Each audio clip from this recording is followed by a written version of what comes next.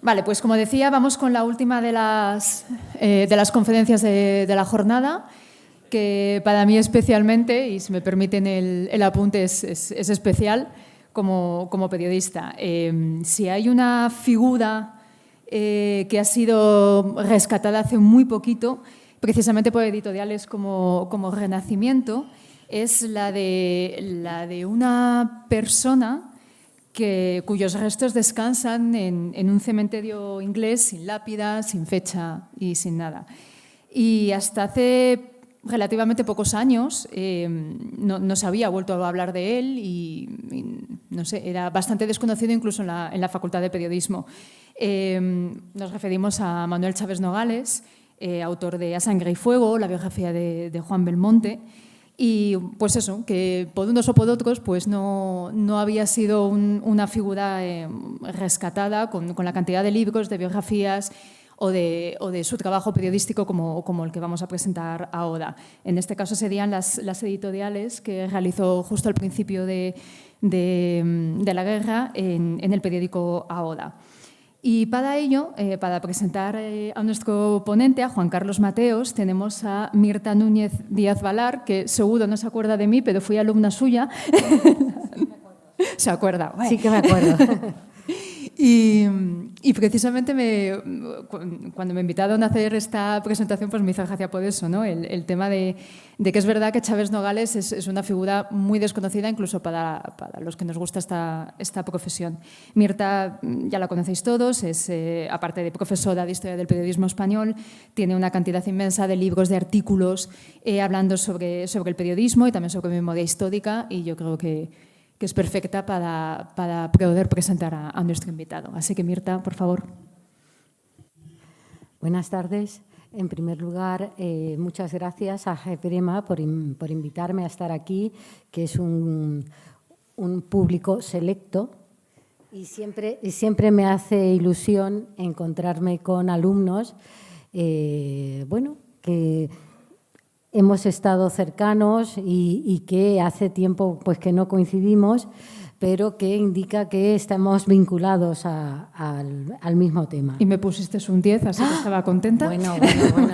Bueno, lo grave es encontrarse a uno al que suspendiste. Entonces, los pelos de punta. Me alegro muchísimo. Aquí el que tiene que hablar es Juan Carlos Mateos Fernández, que fue alumno mío y que fue un magnífico alumno que se ha especializado en Chaves Nogales, que en el fondo ha tenido una gran suerte que es encontrar a alguien que se interese a fondo con lo que uno hace, y eso es fantástico. Es lo que cualquier persona que escribe desearía encontrar, ¿no? Alguien que se interese con lo que ha estudiado, con lo que ha escrito. El que va a hablar fundamentalmente, como tiene que ser, es él, y yo simplemente apuntaré alguna cosilla. Juan Carlos, todo tuyo. Gracias, buenas tardes a todos. Gracias, Mirta, por varios motivos. En primer lugar, por haber dirigido mi tesis, que es del año 1996. También debería agradecerte el haberte ofrecido, y fue tu primera, no una de las primeras, sino que en su momento yo consideraba que era la primera de la tesis que presentaste, que dirigiste, aunque realmente también debería pedir perdón porque consulté demasiado poco contigo. Fui demasiado por libre, a lo mejor unos leves errores que llegué a cometer, insuficiencias, por ejemplo, seguro que las hubieras solventado, me hubieras dicho, mira, por ejemplo, María Cruz Seoane, María Dolores Saiz, la segunda de ellas formó parte del tribunal, están a punto de sacar el tercer volumen de su historia del periodismo, que me hubiera venido bien conocerla. No conocía, por ejemplo, las armas y las letras. en parte para responder, pero bueno, y tampoco mi tercer gran error, insuficiencia, han transcurrido 30 años prácticamente desde aquel entonces, era no conocer, por ejemplo, el testimonio, que en cierto sentido hubiera sido también útil, de Rafael Cansino Assens. Pero bueno, por supuesto he seguido trabajando con toda la información, publicaciones que me han llegado y sinceramente no sentía gran interés por Manuel Chávez Nogales, aunque bueno, ante la avalancha de estudios por aquel entonces incipientes y en adelante pensamiento dominante, que diría Espinosa Maestre, pues no hay periódico alguno que, sin venir a cuento, haga referencia a Chávez Nogales. Lo digo, por ejemplo, porque hará un par de años en El País, uno de los suplementos, dedicado en este caso a alabar la reforma arquitectónica de un piso en Prado 26, que han colocado una placa modernamente diciendo que allí residió, fue uno de los edificios de la embajada chilena donde se refugiaron en guerra y posteriormente poco más de una docena, 17 republicanos.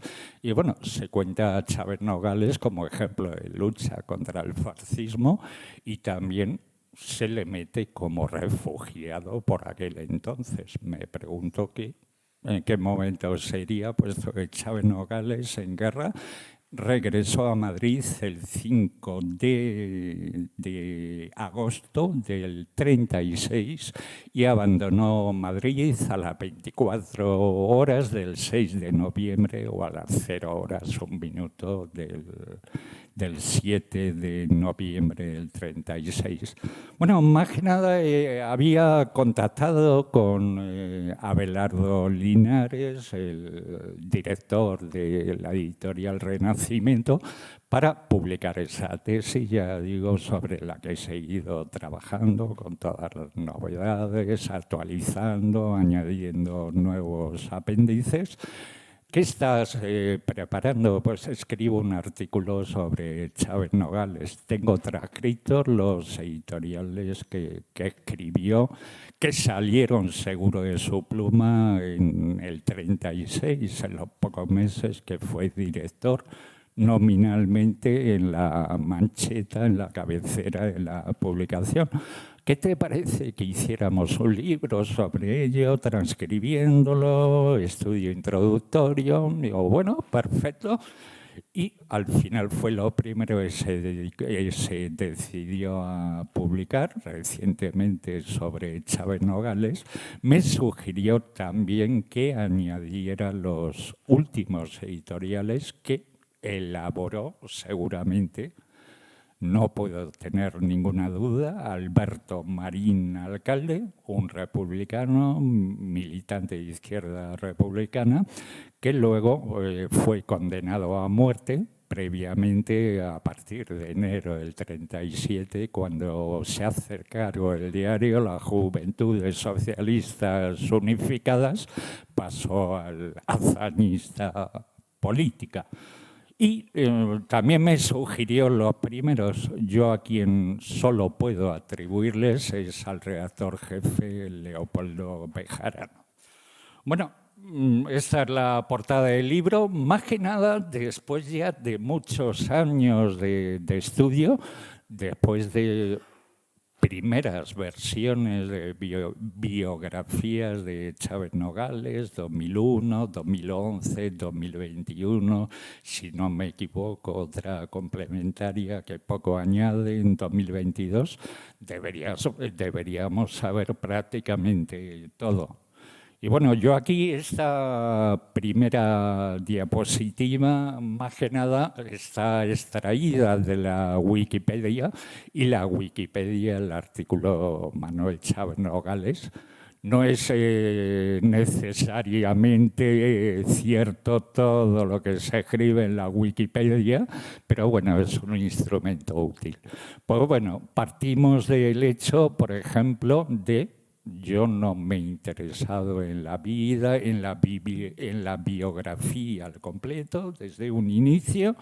Nacimiento, 1897, últimos años de vida, salida o llegada al Reino Unido y muerte allí en el 44, 1944.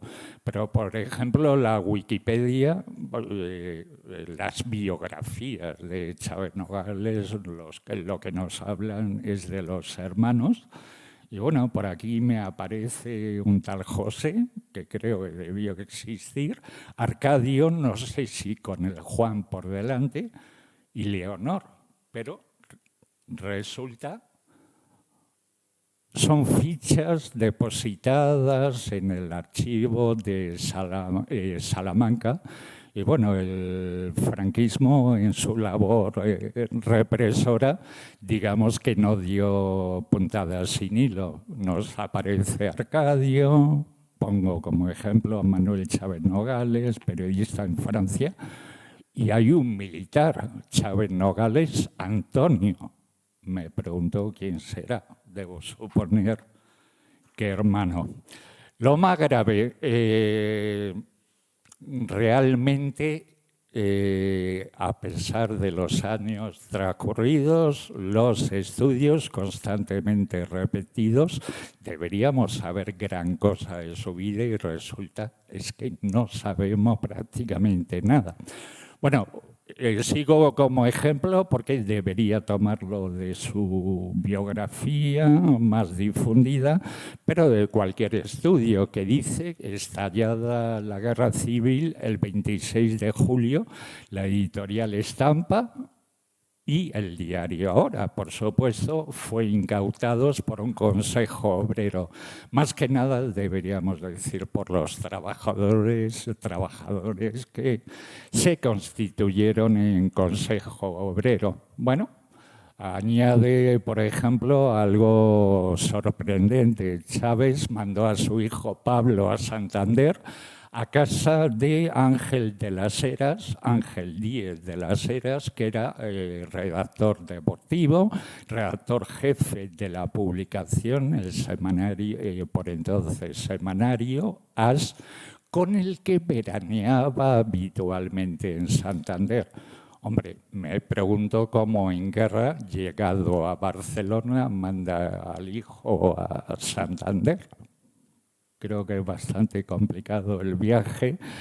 Desde julio, primeros días de agosto, en un país en guerra. No sé si le puso un cartelito, eres neutral, eres equidistante, que se me respete. Bueno, hay una serie de fallos enormes. Este es solo uno de ellos. Lo malo es que se tramiten, y una publicación tan seria como la Fundación Pablo Iglesias, recientemente he visto que coloca unas pequeñas biografías de periodistas, y uno de ellos es Chávez Nogales, aunque bueno, tenemos la razón, no sé. Bueno, eso es más o menos visible. He subrayado por ahí el término o el apellido Trapiello, que dice: el 26 de julio el diario fue incautado por los trabajadores. Eso es cierto, trabajadores. Pero si somos capaces de fallar en algo tan sencillo como la fecha, en que no nos habremos equivocado. Este es el sueldo que el 26 de julio publica decisión del Consejo Obrero, el diario, el personal de redacción, administración y talleres de estampa, se ha incautado de todas las publicaciones. Deja de citar un par de ellos, pero bueno, ahora estampa, falta La Linterna y Mundial. ¿Qué es lo que dice? Supongo que lo están leyendo, pero bueno, la incautación se verificó ante el notario de Madrid. Tengo copia, la había obtenido en Salamanca y utiliza el término ayer. Aquí más grande para que se vea en último término, domingo 26 de julio. Hombre, si un periódico publica que ayer los trabajadores se incautaron de la propiedad de este medio, lo dice el 26 de julio y dice ayer, ¿cuándo pudo ser ese ayer? 25, creo yo. ¿Me equivoco? Muchísimos errores que, ya digo, tantas fallas que si la medicina hubiera avanzado a la misma velocidad, pues no lo sé, estaríamos haciéndonos sangrados, por poner un ejemplo. También alguna que otra mentira, error hizo deslizar el propio Chávez Nogales. Esta es la portada, he dejado para que se vea gálica, que está obtenido de la Biblioteca Nacional Francesa, y que publica el primer artículo, diría yo segundo, pero bueno, está realizado en las mismas fechas, el primer artículo en El Extranjero de Chávez Nogales. Prácticamente es idéntico a la misma versión que sus biógrafos estudiosos han encontrado en La Nación. ¿Qué es lo que dice? Que Chávez Nogales, en nota al pie de página, comenta el periódico, de tendencia socialista, la DPES, con sede en Toulouse, que muchos años director del diario en mayor tirada, en realidad fue el tercero, no más, de Madrid, permaneció en los 5 primeros meses de la Revolución en su puesto de trabajo y que solo ha abandonado ese puesto, ha marchado de Madrid una vez en el curso de los últimos bombardeos. La imprenta ha sido destruida y el diario ahora ha debido suspender su publicación. Nada de eso es cierto. Ni la imprenta fue dañada, ni la imprenta fue destruida, ni el diario dejó de publicarse. Es cierto que por averías, por aquel entonces, creo que entre el 12 y 26 de noviembre, se hizo en casa del ABC también incautado.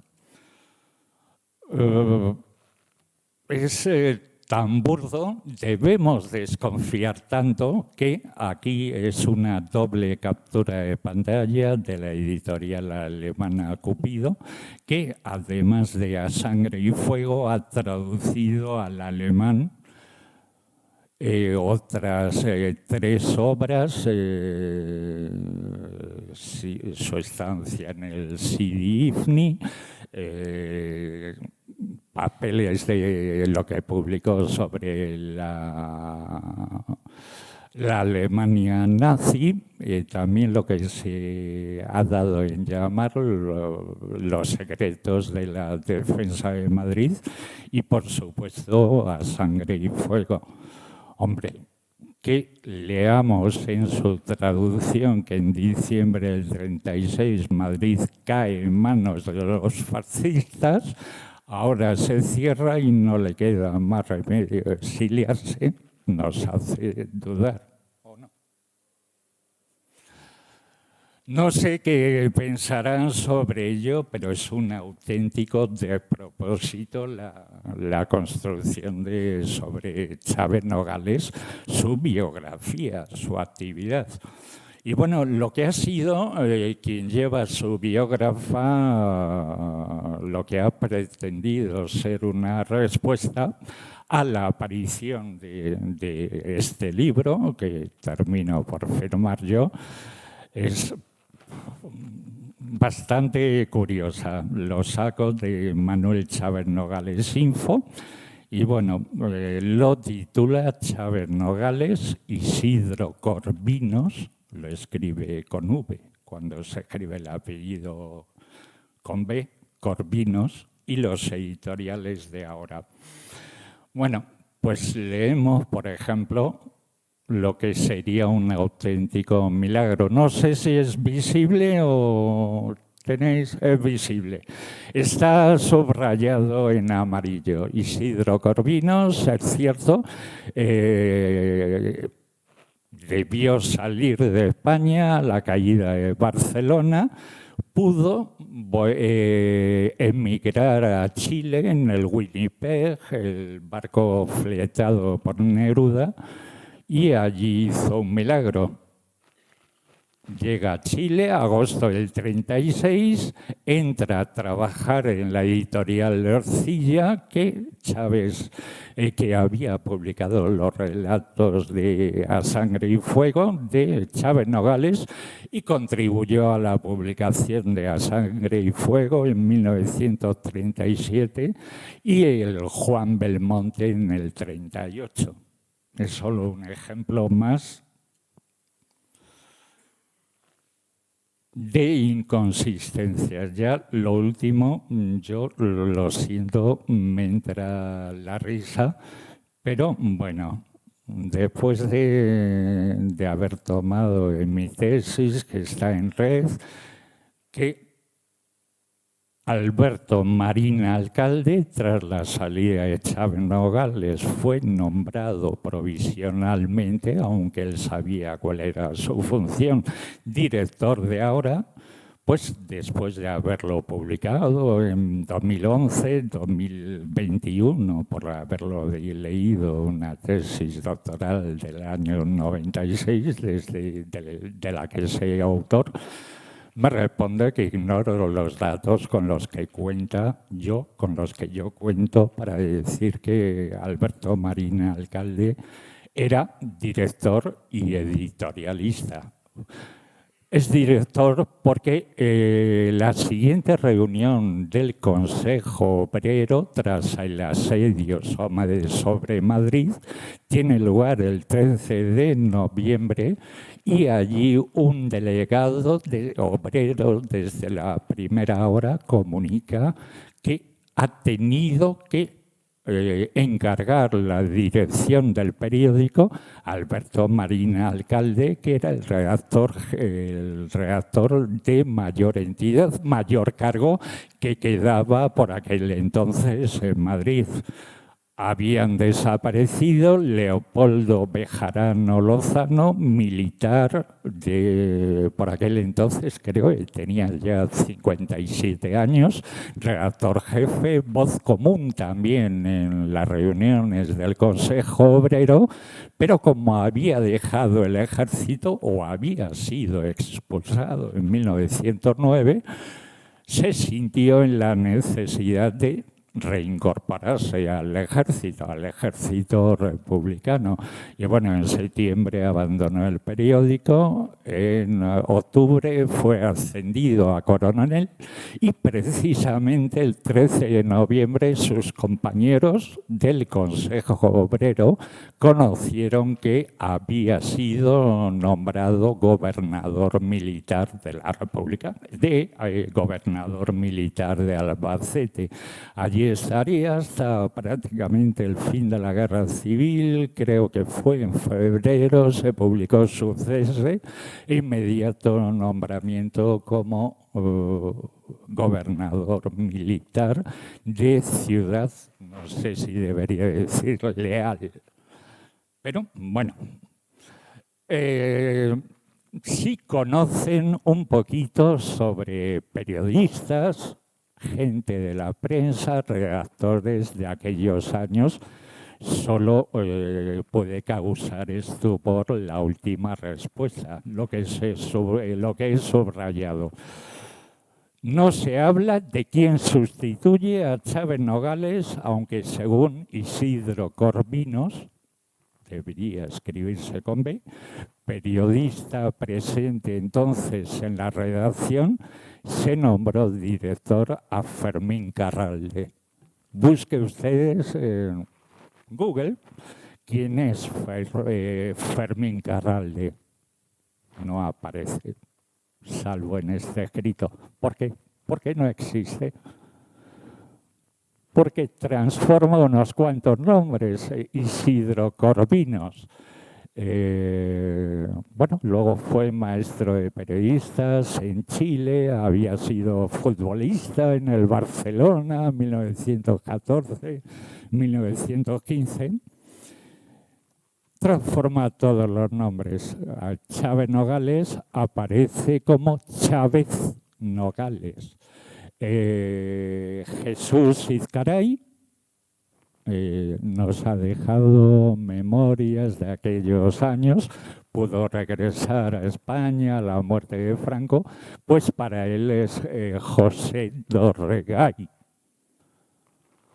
Bejarano sí lo cita siempre con su nombre, al que era sobrino del propietario, era apoderado de las publicaciones, era secretario de redacción, era coronel, luego, como diría Ángel Viñas, al servicio del SEGE, servicio como coronel destinado al servicio de su excelencia, el jefe de Estado.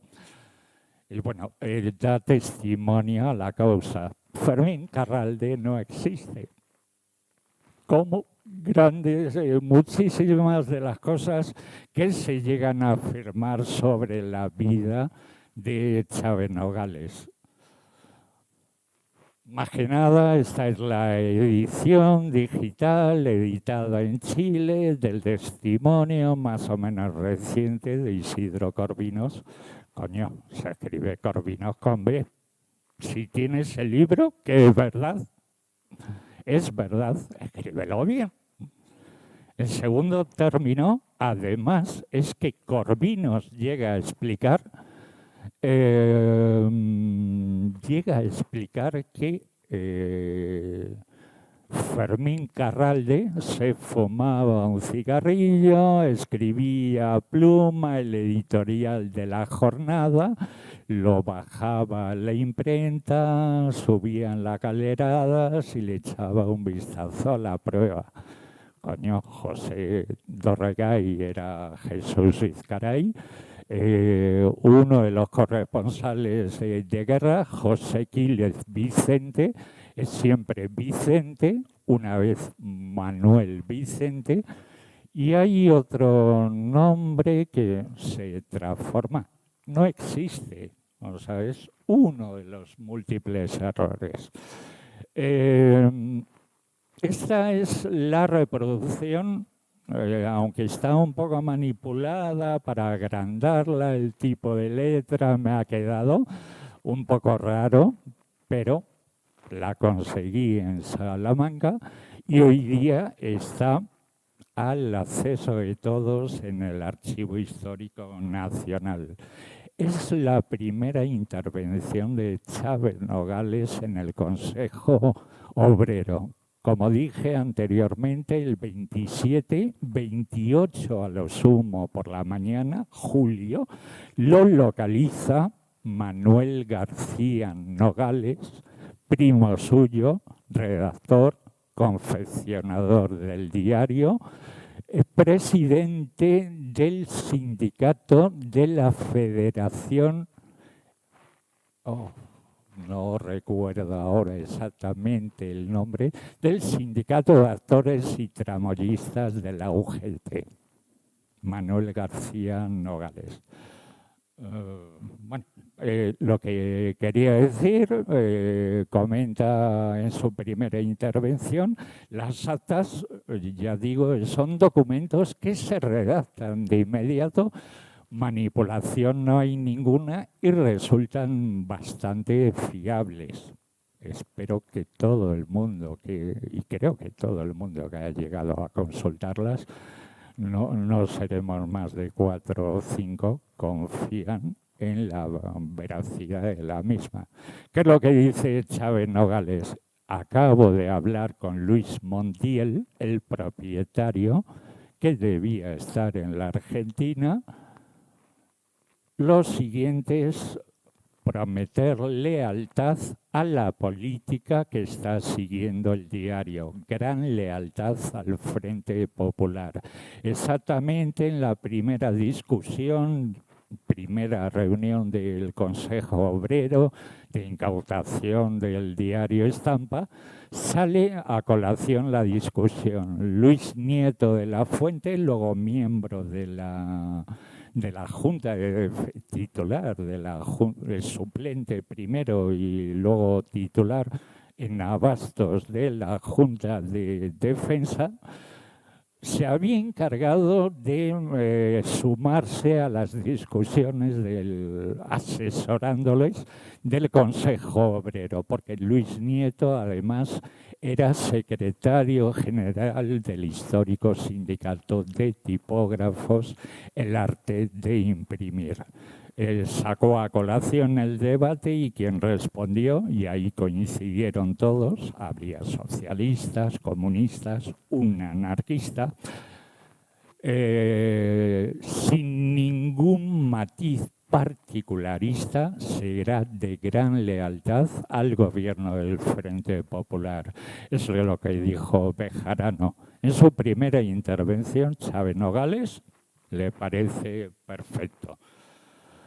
Mi opinión, desde un principio, Chávez Nogales deriva de su intervención el 14 de agosto de 1936 en el Consejo Obrero. Formaba parte de él no por elección, sino porque su primo dijo, ya que tenemos un representante de nuestra agencia periodística, un representante de Estampa, de las publicaciones subsistentes, aparte de Bejarano, que representaba al sindicato de periodistas de la UGT, en el que también militaba Chávez. Bueno, pues el 14 de agosto es lo que para mí es lo básico, esencial de las consultas que había realizado en Salamanca, aunque vuelvo a insistir, ahora está el acceso de todos en el Archivo Histórico Nacional y a golpe de clip. Chávez, en el uso de la palabra, dice que para ellos los periodistas, Chávez, en el uso de la palabra, dice que para ellos los inorganizados son indeseables. Luis Nieto de la Fuente, pregunta sobre 2 casos concretos de periodistas. Supongo que uno sería Caíto, derechista, dibujante pluriempleado. El segundo de ellos, Antonio Ruiz Vilaplana, caído en Burgos, secretario del juzgado, pero que cuando vio que era imposible investigar los asesinatos cometidos en Burgos, pudo salir legalmente por la frontera supongo, Irún, Beovia, por allí, luego escribir un libro, el Doy Fe, que también ha sido recientemente reeditado en una segunda edición, abominando de los crímenes cometidos que a él como secretario judicial le impidieron juzgar.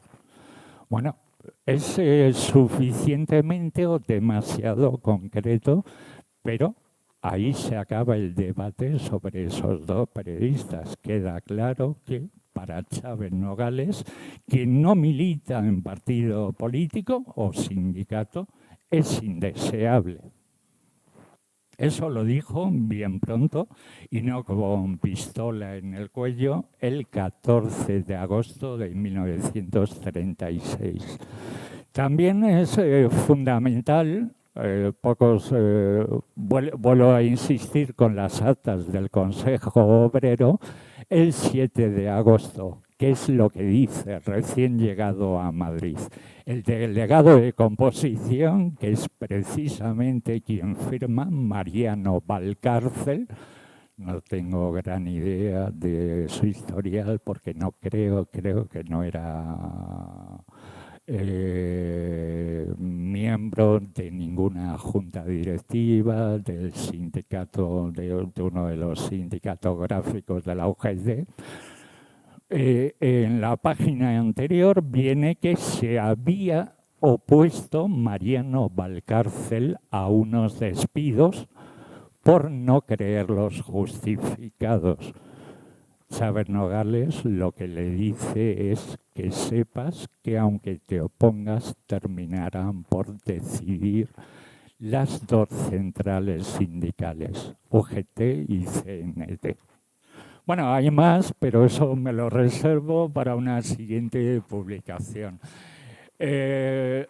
Hablando de errores, inconsistencias en todos los seminarios que constantemente se le han dedicado a Chávez Nogales, pues bueno, resalta la voz de su supuesto descubridor, Andrés Trapiello, y acusa, exactamente utiliza los términos ostracismo, como si hubieran debido defenderle algo que Chávez Nogales y el propio Trapiello llaman escoria del mundo, como si hubieran debido defenderle.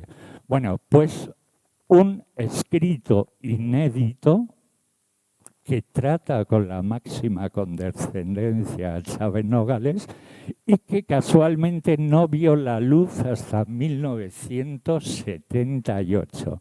Se hubiera debido publicar ese escrito el 17 de julio. ¿Qué es lo que pasó? Estampa carecía de papel, lo dice, figura a la izquierda en ahora, la popular revista gráfica, que por aquel entonces pertenecía, entre comillas, lo de pertenecer a la Juventudes Socialistas Unificadas, sin papel, nos comunica que hoy no puede salir. El siguiente número sí salió el 24 de julio, sábado, y bueno, ¿cómo pensaba dedicarlo al primer año de guerra? De ello vamos a hablar. Sin embargo, el artículo de Izcaray para nada menciona a Chávez Nogales, lo menciona con extraordinaria comprensión y condescendencia, pero sin embargo escribe José Dorregay, esto es Jesús Izcaray, Madrid como es hoy. Una cosa que debía agradecer al editor es que, bueno, me dejó dudando una publicación de respuesta, Trapiello y el suplemento de El Mundo, el suplemento cultural, viernes 12 de junio. Me dejó con dudas y me dijo, te voy a mandar lo que le respondí y lo que me preguntaron desde El Mundo. Y, hombre, a mí me llamó sobremanera la atención el último párrafo, una serie de preguntas que el periodista del Mundo le formula y la última. ¿Por qué editas un prólogo que, en línea con Espinosa, maestre? Antonio Orihuela, un poeta que creo ha debido publicar una cosilla con la que estoy plenamente de acuerdo sobre Chávez Nogales. Creo que es Prisa, entre mayúsculas, promotora de informaciones, por santificar a Chávez Nogales. De acuerdo. Y Jesús Salgado, que ha escrito una biografía publicada por la Fundación Anselmo Lorenzo en 2004 y que fue el primero en demostrar, es cierto, que accedió a las actas del Consejo Obrero que están publicadas en red. Son actas limitadas, ocupan 120 páginas, pero de un número limitado de días, 20 y pico días, cuando en las primeras jornadas el Consejo Obrero se reunía a diario. O sea que no puedo coincidir ni declararme deudor de Jesús Salgado, puesto que se llega a interrogar, a decir, ¿informaría Luis Nieto de la Fuente? Llega a la conclusión de que sí. Luis Nieto de la Fuente a Chávez Nogales en el exilio. Imposible. No es tener gran idea de todo aquello. Más que nada me dejó preocupado, me llama la atención el ¿por qué publicas esto? No deberías publicar esto con este estudio, que algunos dicen llenos de inquina. Última captura, esto es una página que había escrito un pequeño apartado terminando, pues supongo que sería antes de o después del inicio del asedio sobre Madrid, noviembre, hablaría ya de, estaba a punto de hablar de 1937 y lo que digo, lo que escribo en 1996, antes que nadie, nada menos cierto durante el tiempo que se mantuvo al frente del diario bajo esa forma colectivista que él mismo había defendido. Chávez jugó a ser revolucionario, quizá lealmente consigo mismo, pero nunca con sus compañeros. A lo mejor hubiera cambiado las siguientes frases: el miedo es lícito y más si, como creía, oiría. Yo escribiría, ¿cómo diría? ¿Cómo escribiría? No que lo creyera, sino que lo escribió. Los revolucionarios lo consideraban perfectamente asesinable y los fascistas, cosa que dudo, no creo que fuera tan interesante y tan importante Chávez Nogales, se habían planteado hacerlo antes del inicio de la guerra civil. Básicamente lo que intento es poner todo en su justo término, que el lector juzgue el contenido de los editoriales, pero ¿por qué afirmo que su autor fue Chávez Nogales? En primer lugar, la redacción de todo ese conjunto editorial, varias publicaciones, aunque debiéramos sumar algunos colaboradores externos, eran 40 periodistas, fotógrafos y dibujantes entre ellos. De esos 40, restemos 10 dibujantes y fotógrafos, o alguno menos, no llegaban a 30. ¿Cuántos quedaron en Madrid? Porque se sumaran forzadamente al glorioso movimiento nacional, lo digo entre comillas, o porque cayeran en territorio sublevado o porque fueran derechistas que estuvieran escondidos. Y otros como José Dorregay, Jesús Izcaray era su nombre, Chávez Nogales estaban de... Chávez Nogales, Izcaray y Corvinos estaban de vacaciones.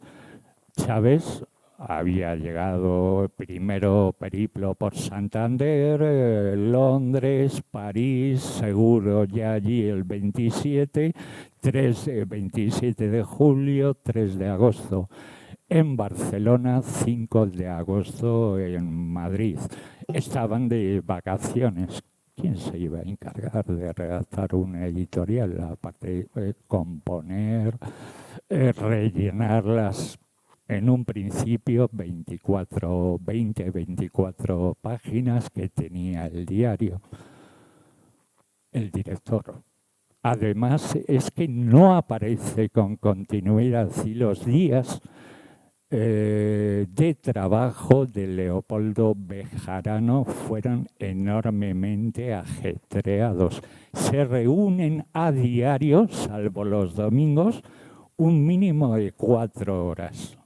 Por término medio es lo que duran las discusiones. Tiene que hacer 1000 gestiones. Les han incautado varios vehículos a Estampa. Tiene que ir al gobierno civil, al gobierno militar también, para tratar sobre la censura de prensa. Negociar con bancos el recuperar el dinero o poder utilizar el dinero que Estampa. Preocuparse por el papel que amenazaba con ser un problema. No había subido el precio, pero en Delicias, en la estación, tenía ahora retenida una partida importante de bobinas, sobraban en ABC, había muchísimo papel en Ahora, pero de eso es prácticamente de lo que tiró la prensa madrileña por aquel entonces. Llega a decir, en los primeros días el trabajo es agotador. Llegamos aquí a las 4 de la tarde y nos tenemos que ir y no nos vamos hasta que sale la primera edición en torno a las 7 de la mañana. No hagamos un estadillo para reconocer, no pagar las horas extraordinarias que se están celebrando, pero estamos trabajando más de 15 horas al día. No queda nadie para escribirlo. Creo que el último debió ser, el último escribió Bejarano, apareció el 4 de agosto. Debió ver el cielo abierto, llega Chávez Nogales, hace, debo suponer, constar en la mancheta su nombre como director de la publicación y Bejarano vio el cielo abierto. El trabajo es agotador, hasta el momento lo he estado haciendo yo, que lo siga haciendo Chávez. Cuando se decide Chávez a redactarlo sin pistola en el cuello, sin pistola en el cogote, al contrario de lo que dice Trapiello, no falta un solo editorial que, por cierto, ha perdido el encabezamiento. Es un sueldo que anteriormente se publicaba con el encabezamiento de editorial, desaparece, pero es comentario editorial libremente surgido de la voluntad de Manuel Chávez Nogales, como luego con posterioridad de las manos, como nos llega a decir Corvinos, de utilizar el nombre Fermín Carralde. No lo busquen ustedes, encontrarán Alberto Marín, alcalde, militante de Izquierda Republicana y luego condenado a muerte, afortunadamente no ejecutado por el franquismo. Y bueno, todas las referencias, o sea, llega a utilizar una expresión muy particular que me dije, coño, la he leído yo en uno de los relatos de A Sangre y Fuego, El Tesoro de Briesca. Y habla de punta de acero como sinónimo de vanguardia. Lo utiliza titulándolo en uno y lo utiliza en otros 5 editoriales. Habla de Bakú. Hombre, yo modernamente he viajado a Samarcanda, por poner un ejemplo, pero no he podido estar en Bakú.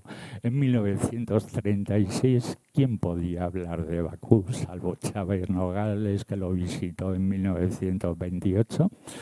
Es indudable que quien escribe esos editoriales es Chávez Nogales, editoriales tan revolucionarios como en aquel en que hace constar estamos haciendo la guerra, pero lo más importante, estamos haciendo la revolución.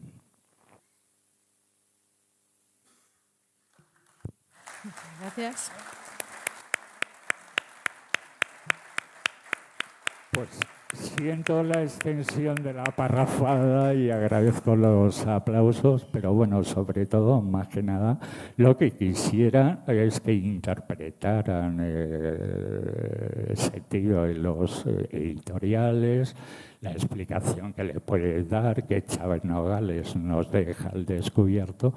Y yo me he limitado a avanzar algunas cosas, han sido menos de las que he avanzado también ahora, pero a decir por qué solo se puede pensar que estos editoriales han sido escritos por Manuel Chávez Nogales.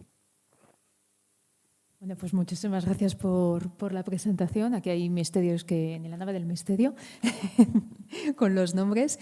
Y pasamos, si os parece, al turno de preguntas. No sé si alguien tiene alguna pregunta, alguna duda, un comentario. Dime, Mirta. Yo quería comentar que realmente el periodo elegido por Juan Carlos es muy importante, porque es el momento en que Madrid resiste increíblemente, y Madrid se convierte en un referente para el mundo democrático. Todos miran Madrid y luego nos llegó el largo manto del franquismo, el telón negro del franquismo, y Madrid queda como ciudad funcionarial, ciudad oscura, cuando Madrid había sido, bueno, el cariño, la excepción para toda España, ¿no? Bueno. Perdóname, o no es que te respondas, matice o añada que, por ejemplo, Isidro Corvinos agradece la actitud de ese Dorregay y los muchos Dorregay, Izcaray, Carralde, Marina Alcalde, a la actitud de muchos que, como Alberto Marina Alcalde, Fermín Carralde y como otros, que permitieron que Madrid no cayera. Y otros fueron Julián Zugazagoitia, por ejemplo, lo que llega a contar manteniéndose en Madrid, aunque le aconsejaban que saliera porque su vida corría peligro. Lo que hizo Chávez Nogales es mi duda. Y no tengo plena constancia de ello, pero formó parte de algo tan rimbombante, de ello intento hablar en lo que espero que se publique en un futuro. Formó parte de un llamado comité de guerra que constituyeron 6 periodistas para ofrecerse, yo creo, más que nada, como comisarios avanzado el mes, como comisarios del Ejército de la República, avanzado el mes de octubre de 1936. Mi gran duda, porque tampoco lo descubre Jesús Izcaray, es que estuvieron en el Palacio de la Prensa la noche del 6 de noviembre arengando a jóvenes periodistas para que fueran a combatir. Dice Modesto Sánchez de las Casas, una vez se hubieran agotado, nos hubieran entregado los mismos fusiles que por aquel entonces quemaban por milicianos militantes del magisterio, algo así. Pero bueno, que Madrid no cayó, dice, y yo también diría, gracias a gente como ese Fermín Carralde, Alberto Marina Alcalde, que aquí permaneció y no salió con excusas directamente hacia Valencia. Bueno, si se puede decir que hay milagros laicos, este es uno de ellos. Es decir, que Madrid no cayese en esa situación límite, que había una huida muy notable de profesionales de todo tipo, que daban en la ciudad población civil que estaba siendo bombardeada y que bombardeada por los rebeldes, y que quedaba a oscuras respecto a las posibilidades de supervivencia. Es decir, era un momento tan límite que realmente es un momento muy hermoso para la defensa de la democracia republicana. Pues mientras que vais pensando alguna pregunta, aquí está Antonio, que creo que quiere hacer una entrega.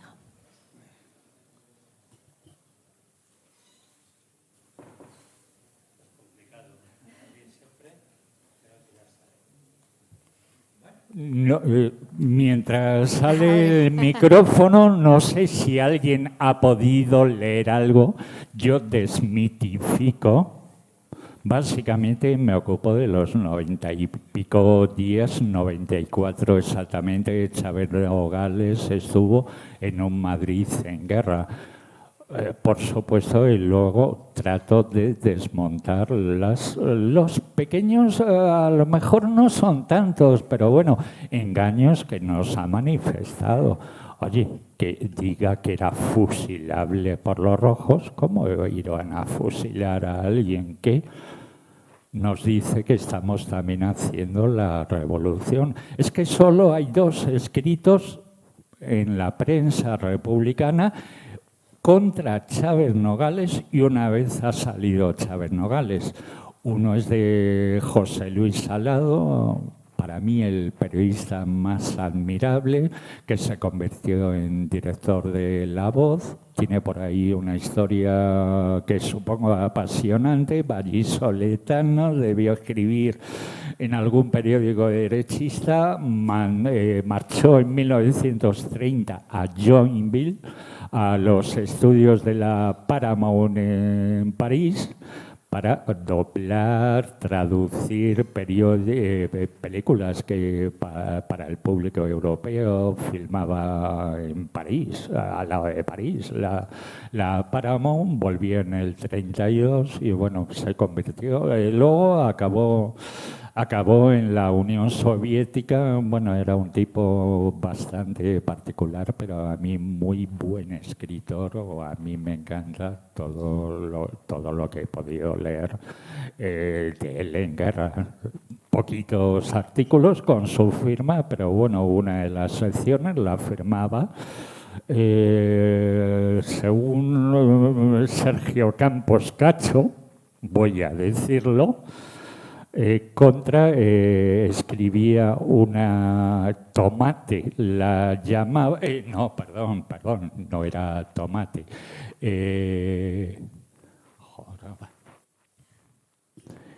Tiro al blanco. Es que me he quedado, porque Trapiello llega a decir, dar por supuesto que esa sección se llamaba Tiro de Gracia, tiro en la nuca, y coño, era tiro al blanco.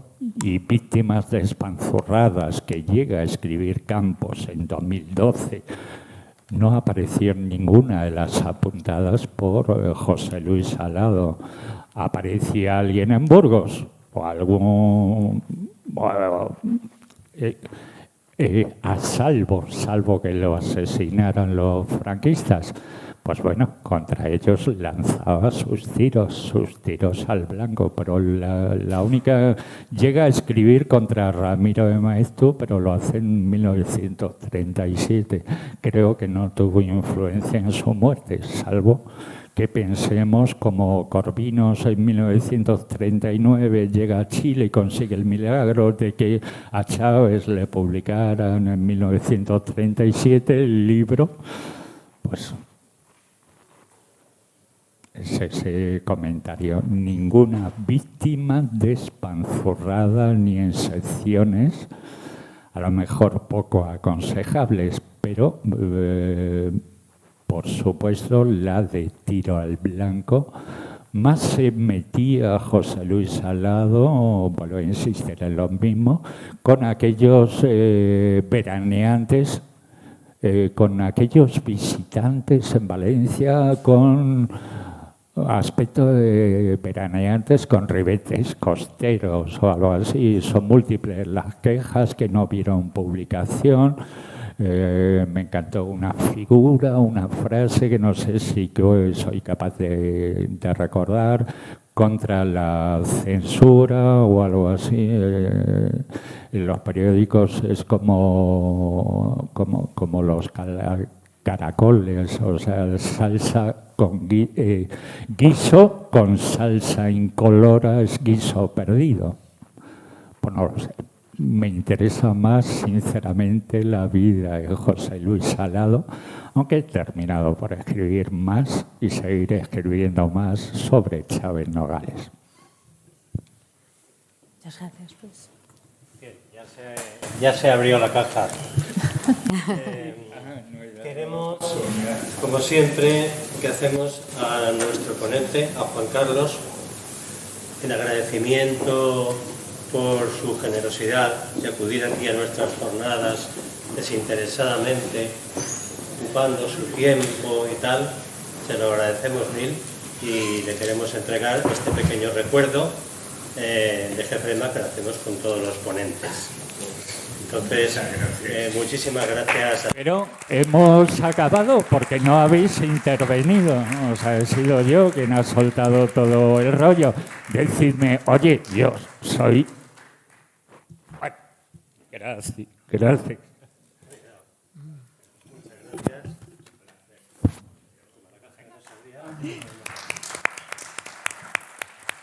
De todas formas, estoy viendo por aquí una mano levantada.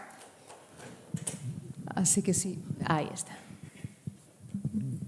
Gracias. Hola. Mira, yo...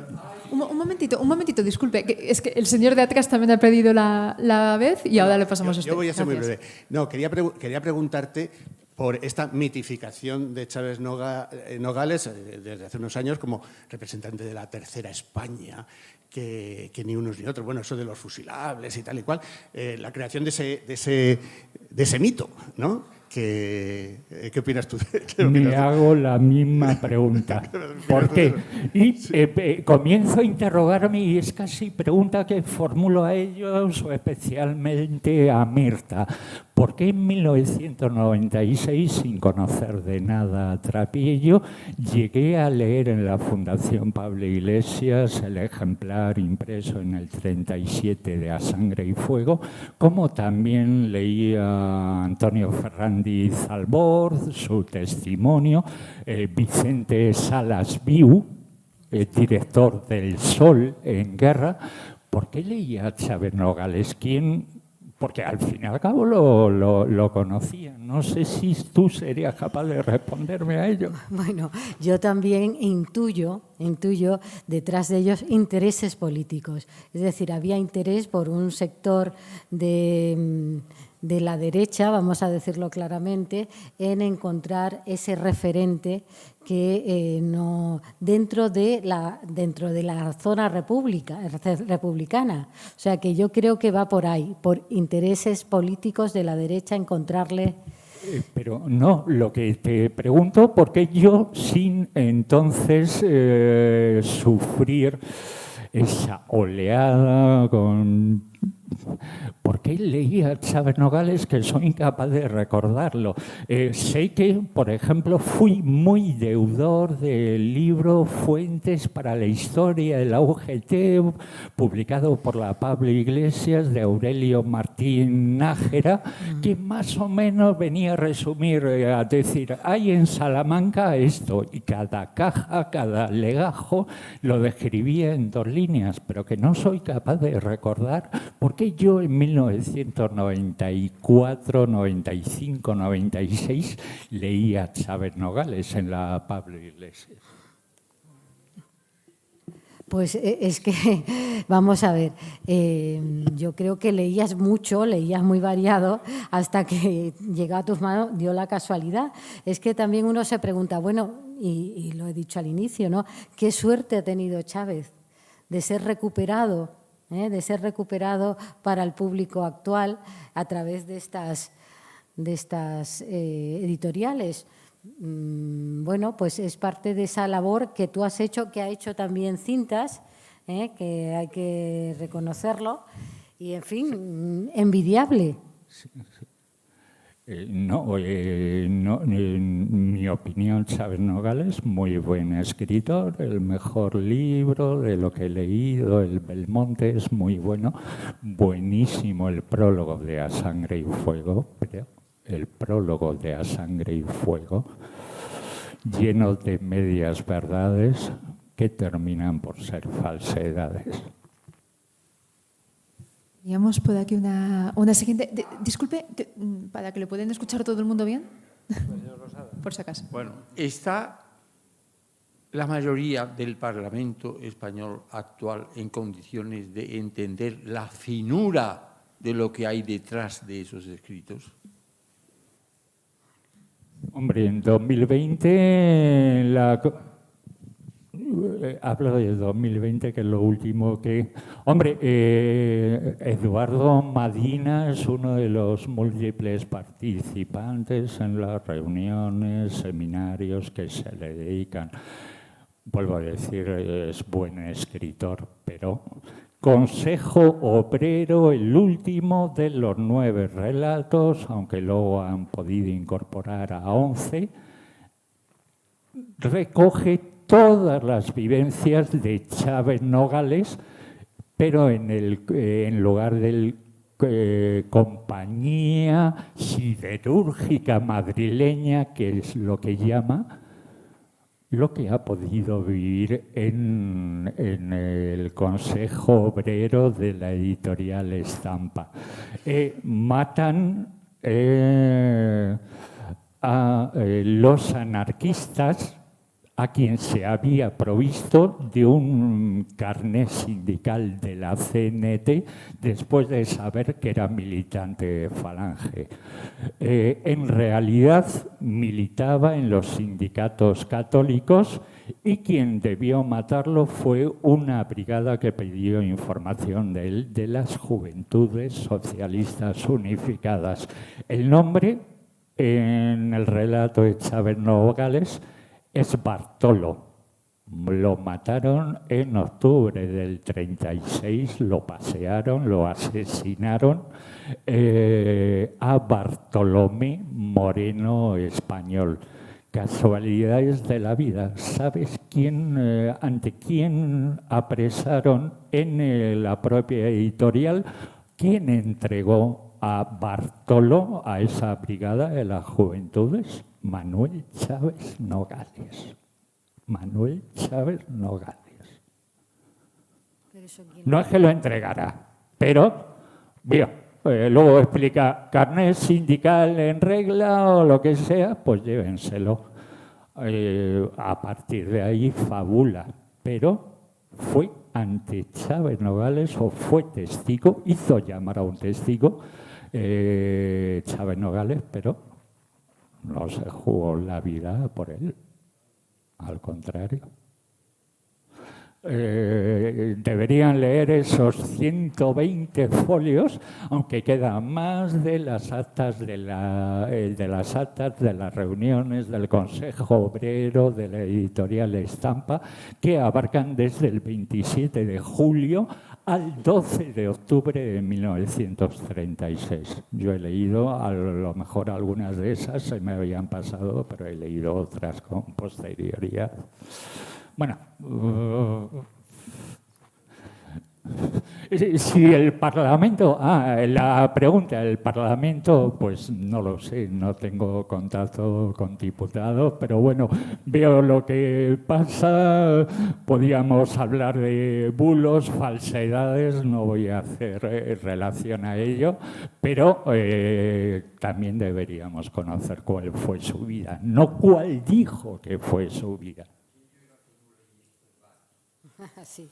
Bueno, también, hombre, no lo sé, estudiando en el doctorado, no lo sé, a la altura de 1915 hubo por ahí una pelea entre españolistas y catalanistas por unas palabras subidas de tono o algo así. Pues no sé si por aquel entonces eran más o menos finos. Escritor, era buen escritor, no lo niego. Bueno, Y pues, genial el prólogo, pero... tenemos tiempo para una última pregunta, por favor. Bueno, yo es que no estoy de acuerdo con lo que se ha dicho que era minusvalorado. En 1969, en Alianza de Bolsillo, salió la biografía de Belmonte. No quiero quedar pedante, no sé si está Florentino por aquí, pero bueno, había una peña taurina que nos reuníamos en Ventas, en Luz, una cafetería, y no quiero ser pedante, pero ahí iba el vasco, Javier Pradera, que en la clandestinidad se llamaba el vasco, director de Alianza, Rafael Sánchez Ferlosio, antes de ser antitaurino, y coincidió un día que había venido Julio Cortázar, y fue Ferlosio el que puso por las nubes la escritura de Chávez Nogales. Y yo lo leí, bueno, pensando que era uno de los nuestros, pero bueno, sin ningún interés más. De la guerra solamente he leído A Sangre y Fuego, que está muy bien redactado, tiene un español magnífico. Ferlosio siempre recomendó leer a Chávez Nogales, y como sabéis era un tío atrabiliario y con bastante mala leche. Y luego tiene un libro sensacional, que lo leí también y está publicado en España en los años 70, que Juan Martínez, que yo estuve ahí, que es para morirte de risa. Es la evolución que tiene, yo creo que en Ucrania, en la guerra entre blancos y rojos durante la Revolución Rusa. Y entonces Juan Martínez es un bailador que llegan los blancos, con los blancos, llegan las peripecias también muy divertidas, y un hombre de mundo, porque creo recordar que atravesó el polo en un globo aerostático, Chávez Nogales. O sea, es un hombre que luego se montaría la película, pero digo, la percepción que había en la España de finales de los 60 y de los 70 de él era, bueno, un republicanote que se había ido a Londres, pero vamos, no tenía un significado de un escritor militante. Yo eso es lo que puedo decir. Lo fue durante 94 días. ¿Eh?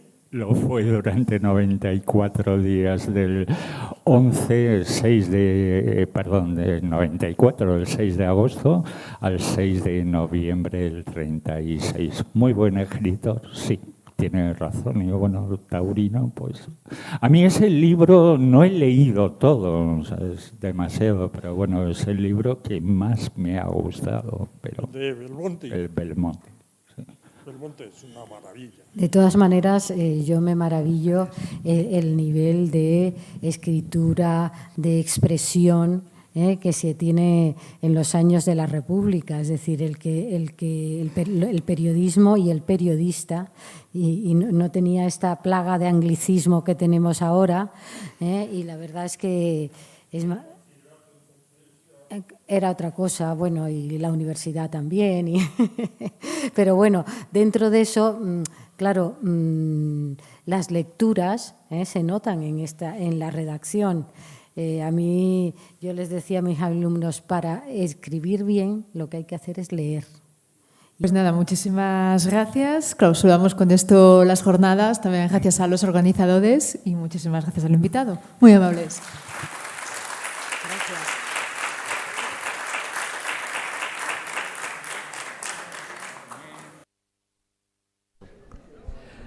Agradecer también al técnico de sonido Alfonso Martínez su ayuda durante estos 2 días.